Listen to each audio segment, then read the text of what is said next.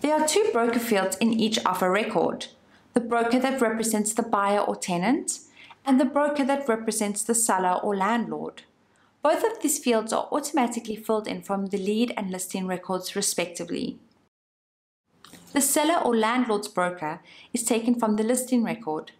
The seller or landlord's broker will either be the contact referenced in the external broker field in the availability section, or if this field is blank, then it will be the user who is the record owner of the listing record. The buyer or tenant's broker is taken from the lead record.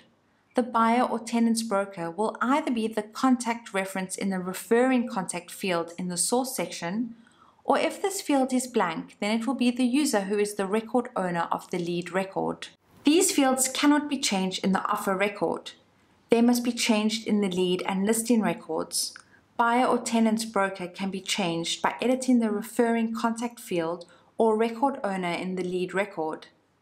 Seller or landlord's broker can be changed by editing the external broker field or record owner in the listing record.